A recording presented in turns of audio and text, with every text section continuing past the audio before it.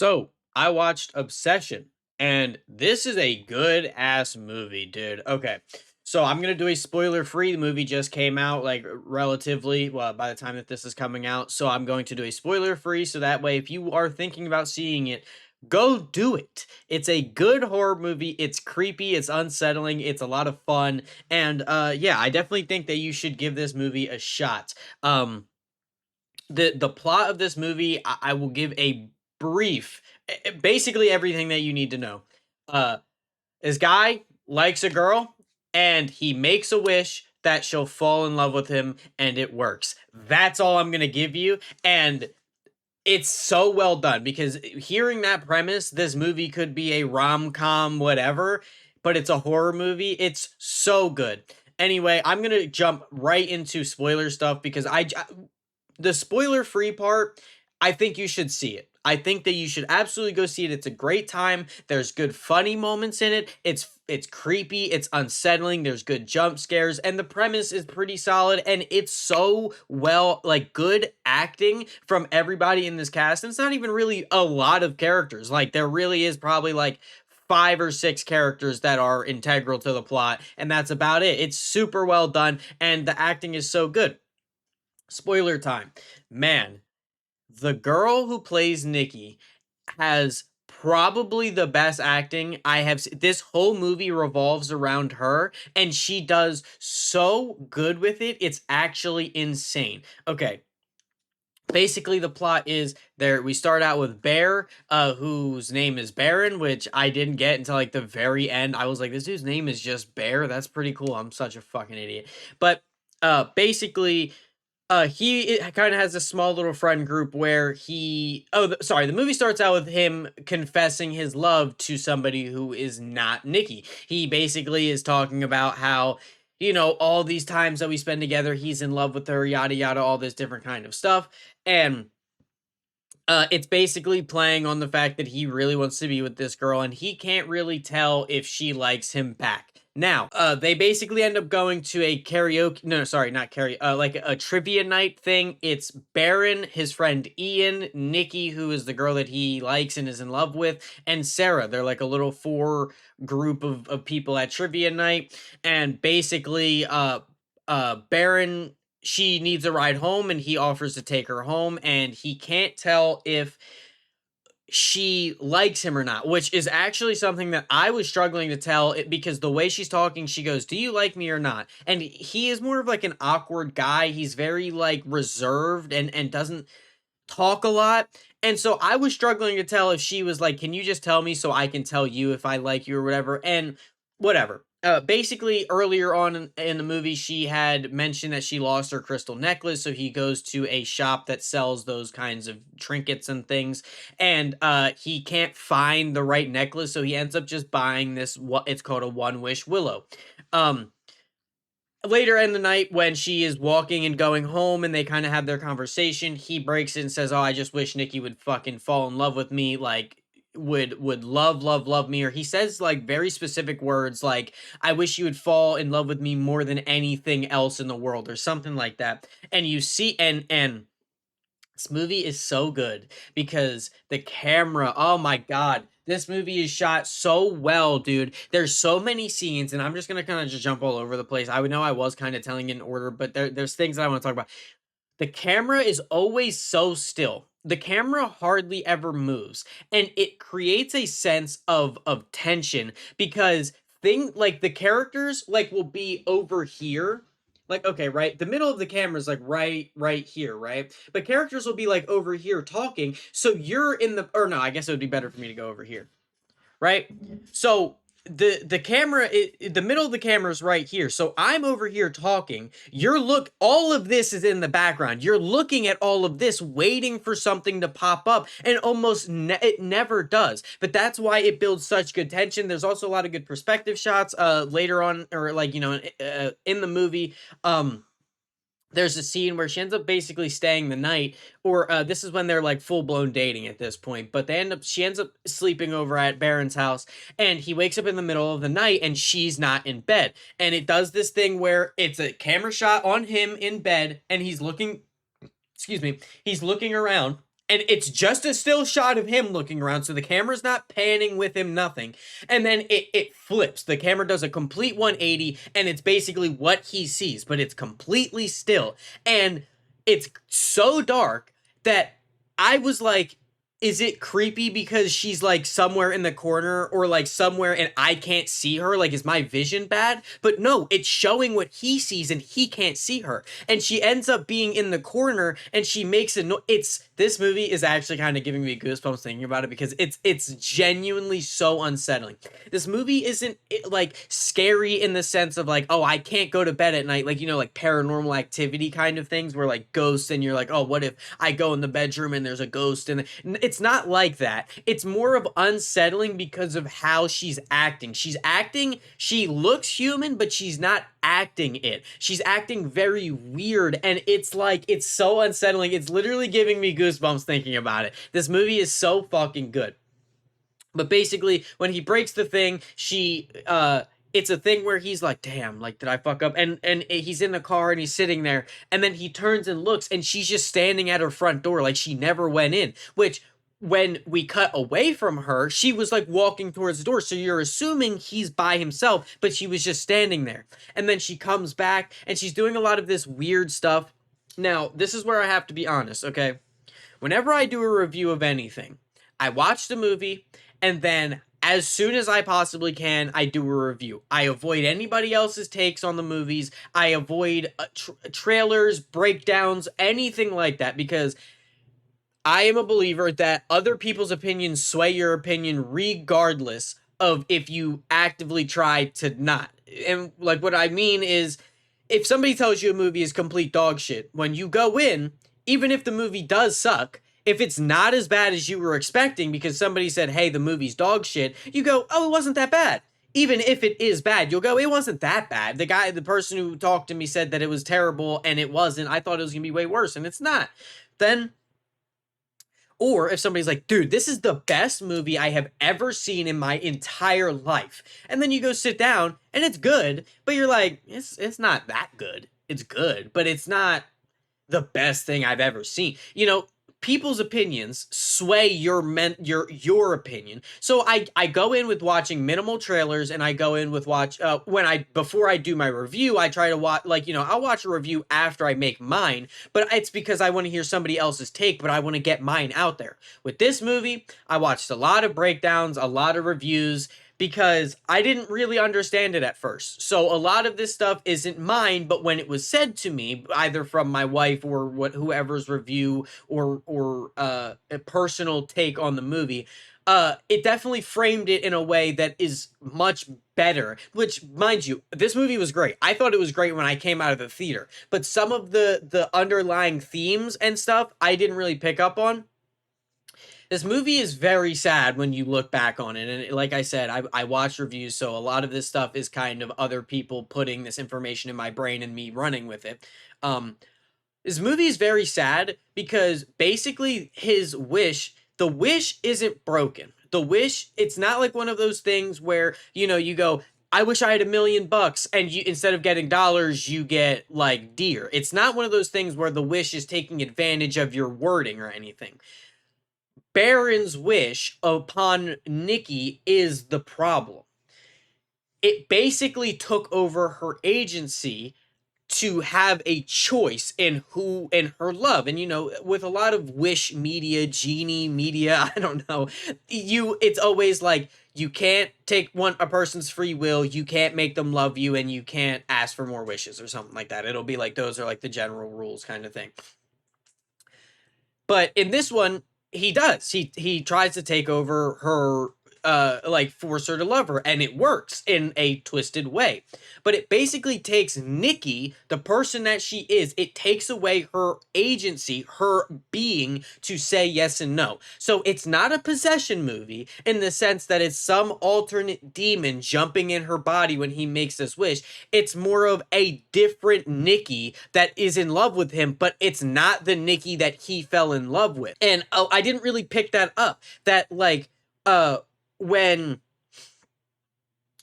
he's talking to her and she's like, can I just come home with you? I don't want to go home. My cat died.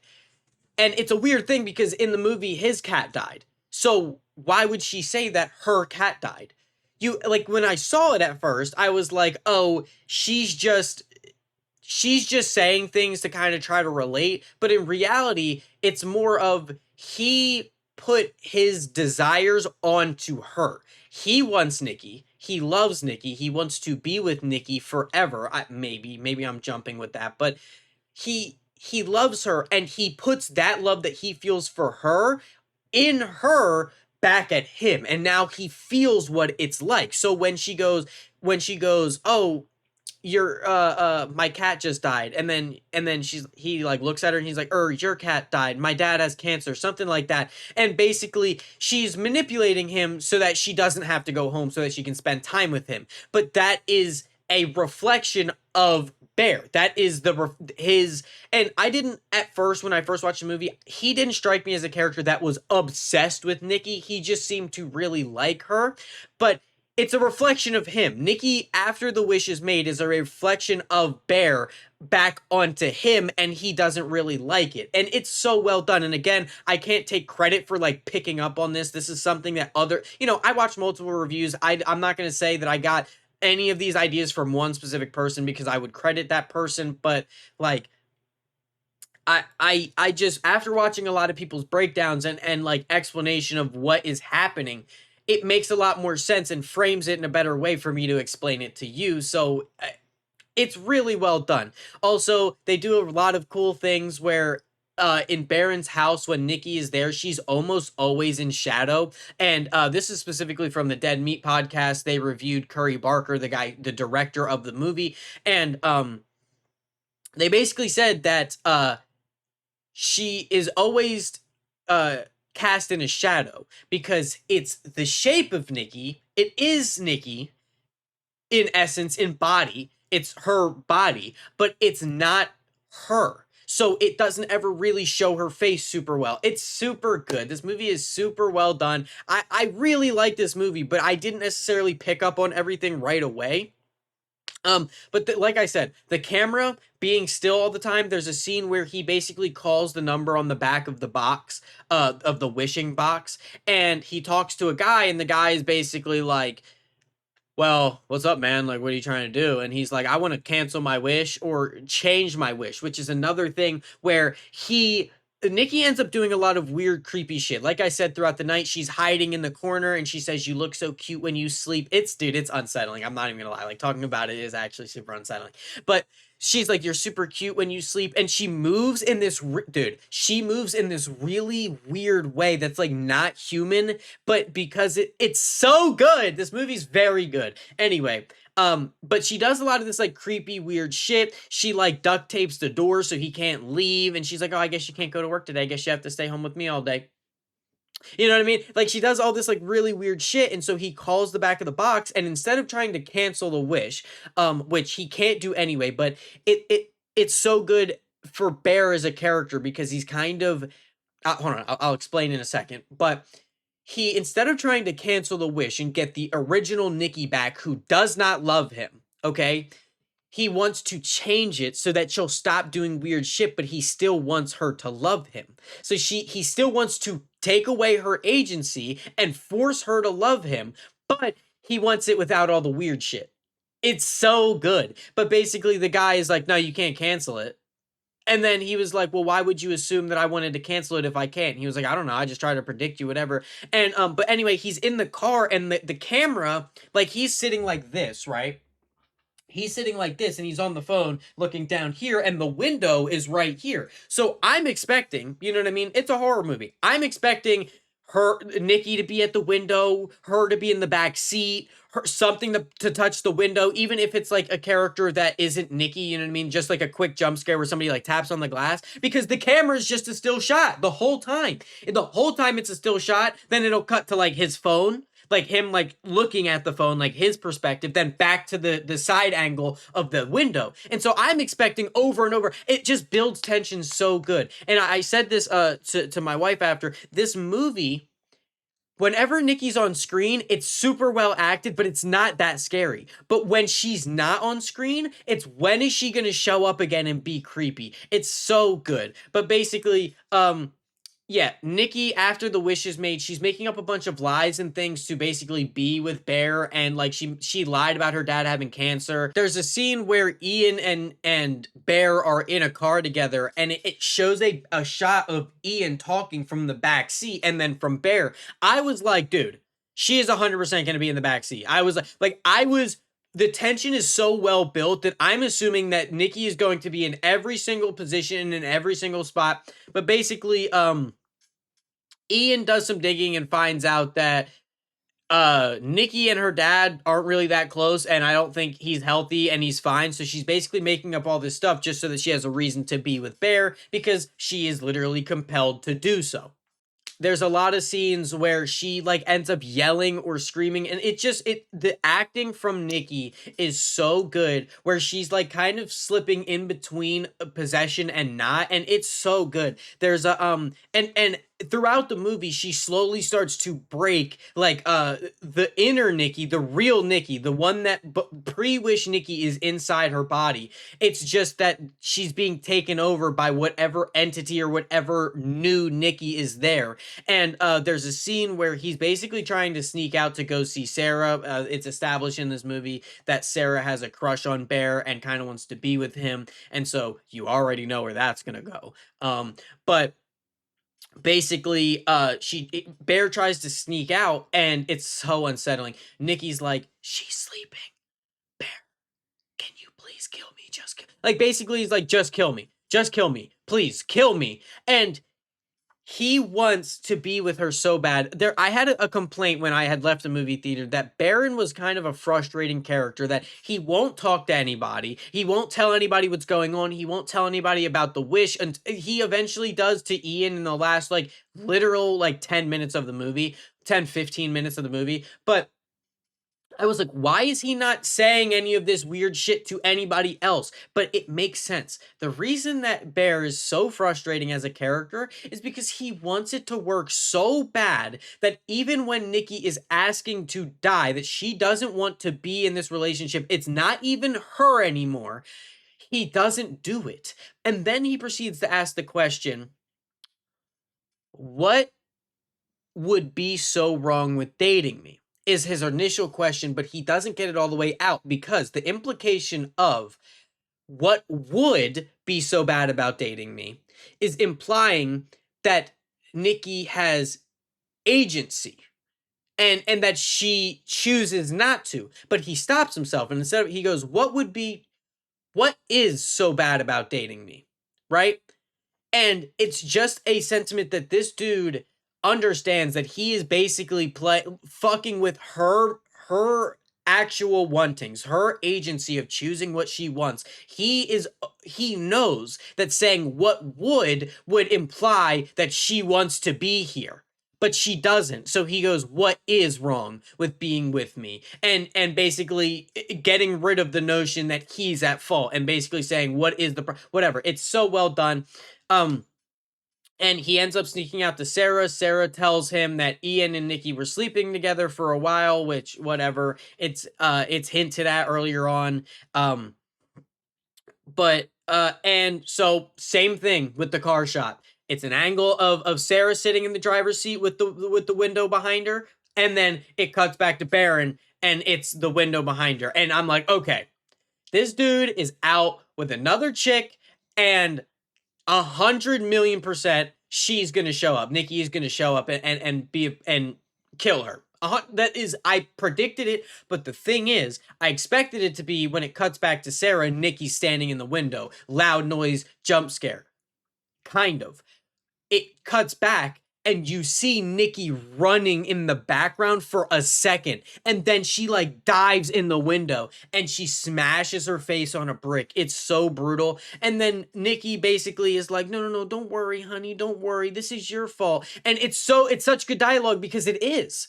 You wished that Nikki would love you more than anything in the world, and then you have the nerve to go out and sneak. You are, which the phone guy says, which is another thing that plays super well into this movie.